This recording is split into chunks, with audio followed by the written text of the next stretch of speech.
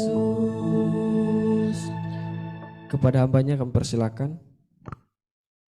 Seperti pujian pagi hari ini Tuhan, kami merindukan Engkau. Karena Engkaulah kekuatan kami, karena Engkaulah keselamatan kami. Kalau kami ada pagi hari ini itu semua karena anugerah Tuhan. Bapa di surga, sebelum kami melakukan aktivitas kami sepanjang hari ini, sepanjang minggu ini, terlebih dahulu kami mau mencari Tuhan, mengutamakan Tuhan, bahkan terlebih pagi hari ini kami mau belajar firman Tuhan. Urapi kami semua, bahkan hamba-Mu yang dipercayakan untuk sharing renungan firman Tuhan diurapi Tuhan. Ambil alih pemberitaan firman Tuhan dari awal, pertengahan hingga berakhirnya, di dalam nama Tuhan Yesus. Kami siap merenungkan firman-Mu di pagi hari ini. Haleluya. Amin. Baik, shalom, selamat pagi Bapak Ibu. Pagi hari ini kita belajar dari firman Tuhan yang terambil dari Injil Matius. Kita coba perhatikan Injil Matius pasal yang ke-7. Kita baca ayat yang ke-7 sampai ayat yang ke-11.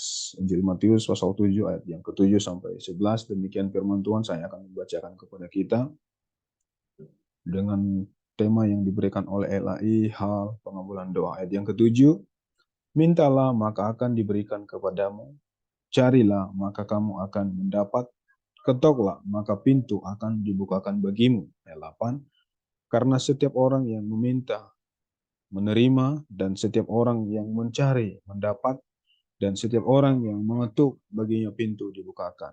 Ayat 9, adakah seorang daripadamu yang memberi batu kepada anaknya jika ia meminta roti?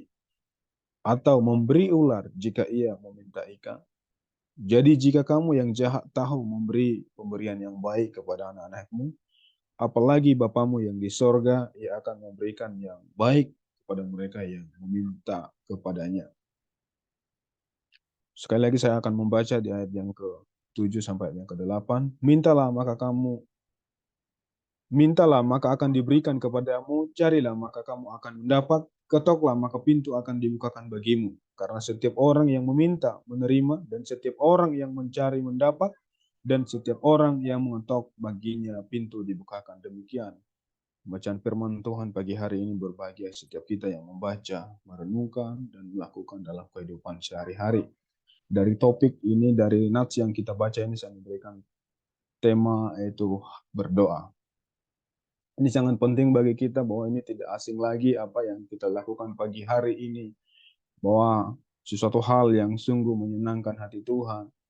Bahwa apa yang kita lakukan pagi hari ini bukan sebuah rutinitas. Bahkan sering kita lakukan, renungkan setiap hari. Karena doa itu diibaratkan seperti nafas. Artinya jika kita berhenti bernafas, berarti kita tidak bisa beraktivitas. Artinya bagi hari ini Bapak Ibu yang terkasih di dalam Kristus Yesus, bahwa doa ini sangat penting sekali.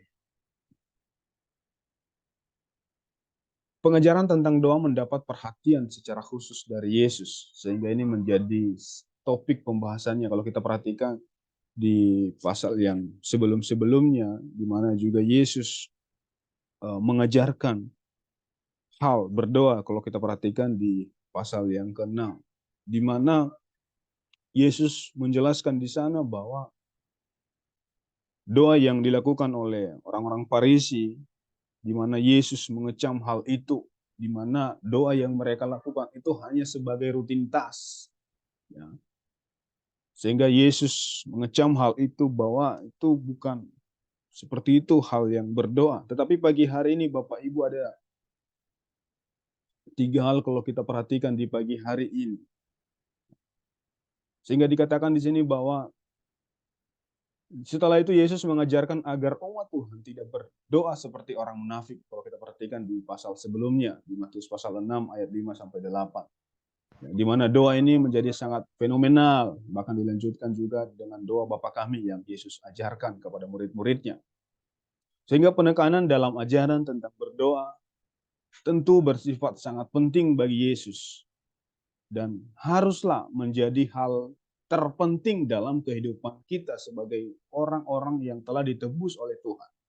Di mana Yesus menginginkan supaya setiap kita yang sudah percaya kepadanya harus terus membangun doa tiap-tiap hari. Ya.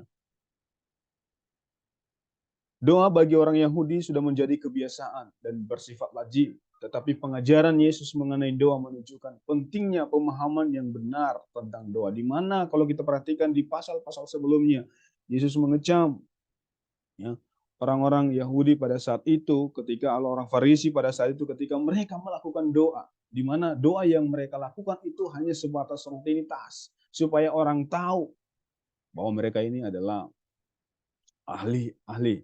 Ya, itu. Bapak Ibu yang terkasih di dalam Kristus Yesus, dalam Matius 7, pasal 7 sampai ayat yang ke-11 ini, paling tidak ada 3 hal yang boleh kita perhatikan dalam hal berdoa yang Yesus ajarkan kepada kita pada pagi hari ini. Kalau kita perhatikan di ayat yang ke-7 khususnya, dikatakan mintalah. Dikatakan mintalah, carilah, dan ketoklah. Berarti ini 3 hal yang boleh saya bagikan kepada kita pagi hari ini. Yang pertama itu adalah meminta. Meminta kepada Bapa di sorga harus didasari prinsip meminta secara benar. Kalau kita perhatikan meminta kepada Tuhan, berarti sebagai bukti bahwa kita tidak mampu. Ini yang menjadi perenungan bagi kita pada pagi hari ini.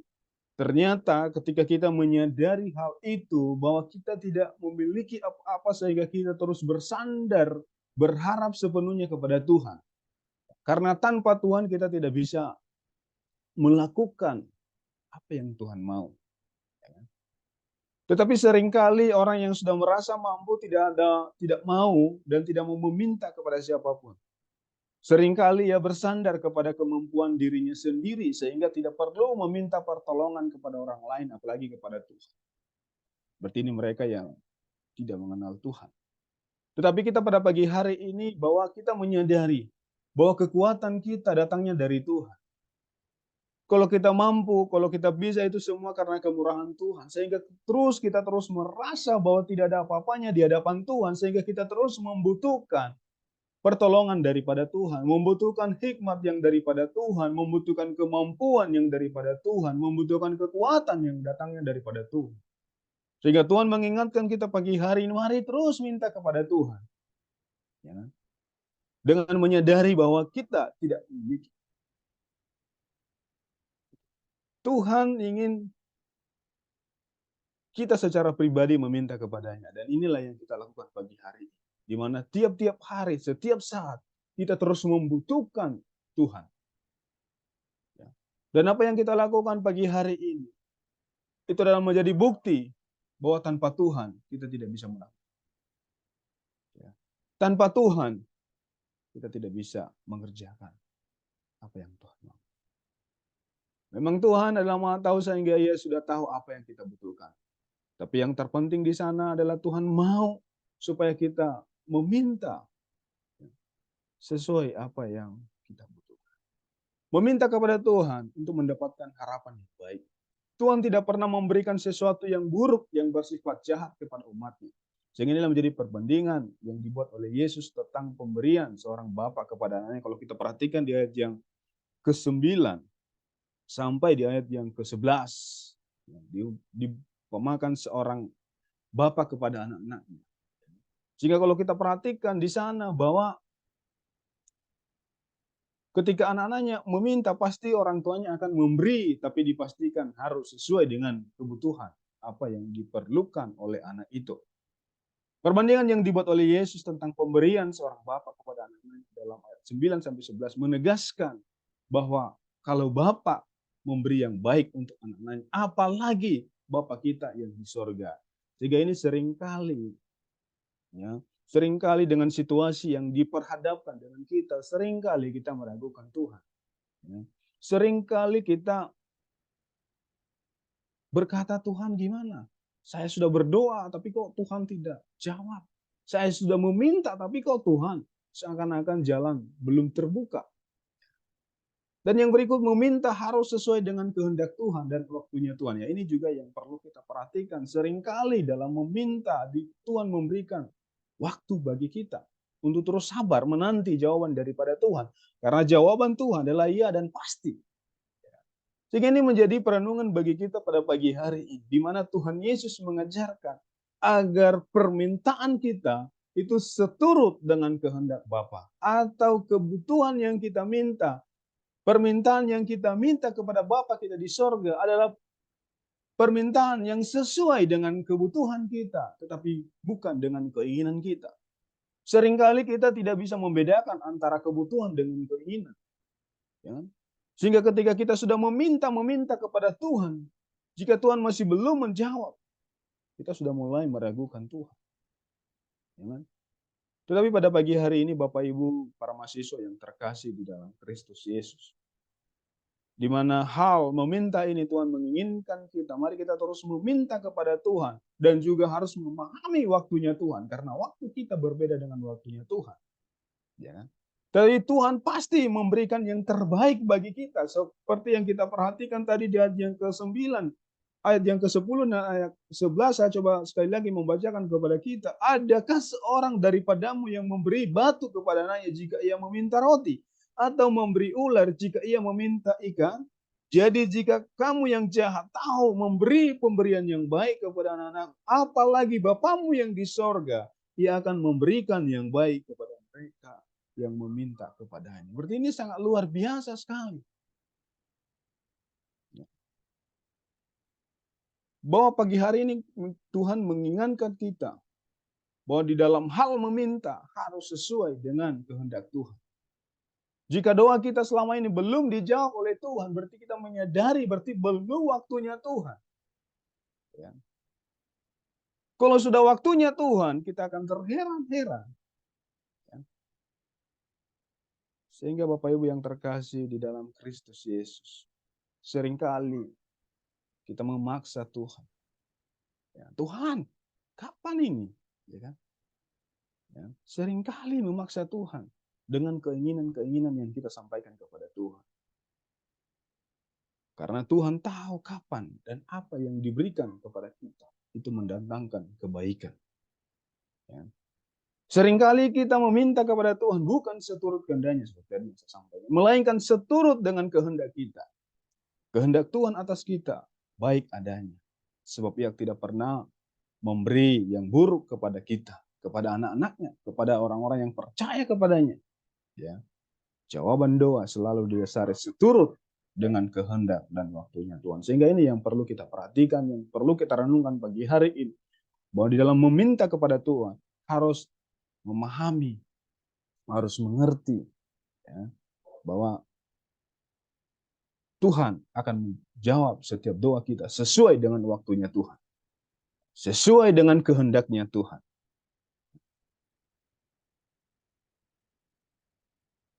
Namun hak meminta itu haruslah didasari faktor yang bersifat kebutuhan, bukan keinginan semata.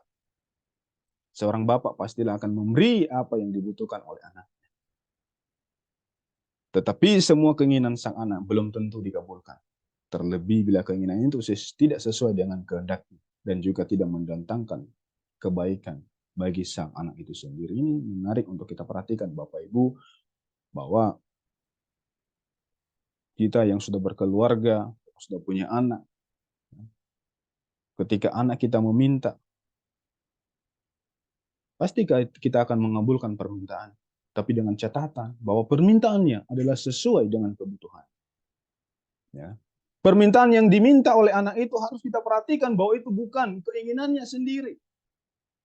Ya. Yang akan dengan permintaan-permintaan yang kita kabulkan tadi dengan keinginannya sendiri nanti akan mendatangkan kecelakaan bagi dirinya sendiri. Sehingga ini juga kita terus bijak dalam hal itu, sehingga diupamakan seperti bapak, ya kan, kepada anak-anaknya, seperti ayah kepada anaknya. Pasti ketika ada permintaan anak itu tidak langsung dijawab, tidak langsung diberikan, ya, ada waktu, ya kan? Supaya nanti jangan anak itu juga menjadi, ya, dan lain sebagainya.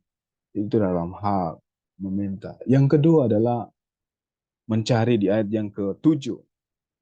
Masih di bagian ayat yang ke-7. Carilah, maka kamu akan mendapat. Berarti dalam hal berdoa, selain meminta kepada Tuhan, hal yang berikut kita lakukan adalah mencari. Ya. Mencari berarti bertindak, berarti ada suatu tindakan yang dilakukan oleh orang percaya. Ya kan? Tidak hanya menunggu kapan datangnya jawaban itu dari Tuhan. Tetapi hal yang berikut yang boleh kita perhatikan dari Matius pasal 7 ini ayatnya yang ke-7, bahwa dikatakan carilah. Dikatakan ke kita mencari, maka kamu akan mendapat. Ini luar biasa. Artinya dalam pencarian yang kita lakukan, dalam mencari itu berarti ada sesuatu harga yang harus kita kerjakan. Ada suatu tindakan yang harus kita lakukan. Ya.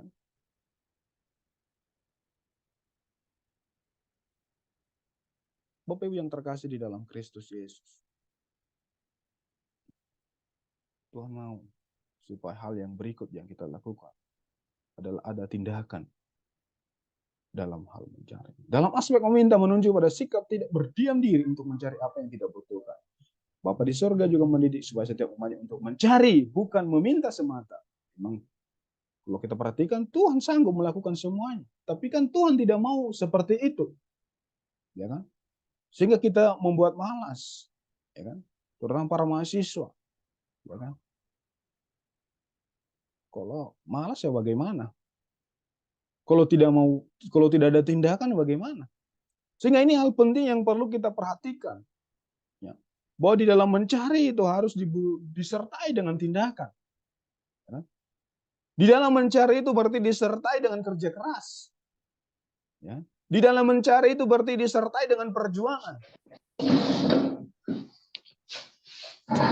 Dan lain sebagainya. Dan yang berikut dalam hal mencari juga harus menggunakan hikmat Tuhan. Ya. Tidak boleh sembrono. Ya. Mencari boleh, tapi harus menggunakan hikmat Tuhan. Jangan sampai menghalalkan segala cara. Ya. Di mana Tuhan memberi kita akal budi untuk menemukan metode dan strategi untuk mencari sesuatu yang seturut dengan kehendak. Sehingga ini hal yang berikut yang boleh kita renungkan pada pagi hari ini. Dalam hal mencari, berarti Tuhan menuntun kita untuk terus harus ada tindakan yang kita lakukan. Tidak cukup hanya meminta. Tapi langkah yang berikut adalah Tuhan menginginkan supaya kita juga mencari. Ya, ada tindakan yang harus kita lakukan. Dan lain sebagainya. Tapi yang perlu kita perhatikan di sana dalam hal mencari harus menggunakan hikmat. Dan yang ketiga adalah mengetuk di ayat yang ke-7. Ketuklah maka pintu akan dibukakan bagimu. Ini luar biasa. Dilanjutkan di ayat yang ke-8. Karena setiap orang yang mengetuk, baginya pintu dibuka. Luar biasa. Hal yang berikut, langkah yang berikut yang harus kita lakukan dalam mengetuk, dikatakan juga harus membutuhkan kesabaran. Artinya dalam mengetuk di sini artinya Tuhan juga menginginkan kita bahwa kita terus harus sabar menanti jawaban yang daripada Tuhan. Seringkali kita tidak sabar. Maunya kita minta hari ini, besok sudah harus Tuhan kabulkan. Ya. Tetapi tidak. Seperti yang saya katakan di awal tadi, waktu kita berbeda dengan waktu Tuhan. Sehingga dalam hal mengetuk ini Tuhan menginginkan kita harus membutuhkan yang namanya kesabaran. Ya. Mungkin tadi kerja keras yang kita lakukan tadi dalam hal mencari, perjuangan yang kita lakukan tadi dalam hal mencari. Tapi yang kali yang berikut juga kita harus terus membutuhkan yang namanya kesabaran. Dikatakan mengetuk bukan tindakan yang hanya satu kali, tetapi berulang kali atau terus menerus dilakukan. Ini luar biasa Bapak Ibu yang terkasih di dalam Kristus Yesus. Dalam mengetuk, kita harus terus membutuhkan yang namanya kesabaran. Dalam mengetuk berarti dibutuhkan terus bersandar sepenuhnya kepada Tuhan. Ya. Apapun yang Tuhan lakukan, itu semuanya mendatangkan kebaikan bagi kita. Ya. Bapak Ibu para mahasiswa yang terkasih di dalam Kristus Yesus. Ini hal yang ketiga yang boleh saya sampaikan kepada kita pada pagi hari ini. khususnya di pasal yang ke-7 tadi, di ayat yang ke-8, bahwa artinya ketika kita mengetuk, dikatakan firman Tuhan berkata, pintu akan dibuka. Ya. Untuk itu mari terus, jangan henti-henti untuk terus meminta kepada Tuhan. Jangan henti-henti untuk terus mau mencari. Kalau sudah waktunya Tuhan, itu semuanya menangkan kita. Kalau sudah waktunya Tuhan, tidak ada satupun yang dapat menghambat. Kalau sudah waktunya Tuhan, tidak ada satupun yang dapat menghalangi. Untuk itu mari ini yang perlu kita renungkan pagi hari ini. Bahwa di dalam hal berdoa, harus disertai dengan meminta dengan sungguh-sungguh kepada Tuhan. Ya. Dan yang berikut disertai dengan tindakan. Ya. Dan yang berikut juga harus terus itu dalam kesabaran. Artinya, di dalam doa yang kita sampaikan kepada Tuhan, seringkali jawaban doa itu, ya tunggu atau tidak sama sekali. Ya kan? Dengan jawaban yang Tuhan berikan ini seringkali kita tidak terima. Kita sudah bertahun-tahun meminta kepada Tuhan, oh bagaimana ini Tuhan? Ya kan? Sudah bergumul, ya kan? Sudah sampai mencucurkan air mata, ya kan? Dan lain sebagainya. Tapi kok Tuhan tidak jawab-jawab? Itu tadi. Mungkin dalam doa kita perlu kita evaluasi. Jangan-jangan doa yang kita sampaikan kepada Tuhan itu bukan kebutuhan kita, tetapi hanya keinginan kita semata. Lagi para mahasiswa, ya, doa-doa yang disampaikan kepada Tuhan harus perlu dievaluasi. Ya. Jangan-jangan permintaan kita itu hanya menyenangkan. Ya. Tetapi itu bukan kebutuhan yang seharusnya dikehendaki oleh Tuhan. Tapi saya percaya bahwa setiap doa yang kita sampaikan kepada Tuhan melalui doa fajar ini adalah kebutuhan yang terus kita sampaikan kepada Tuhan, yang terus tidak berhenti-henti untuk terus meminta pertolongan Tuhan, yang terus tidak berhenti-henti untuk menyampaikan setiap pergumulan kita.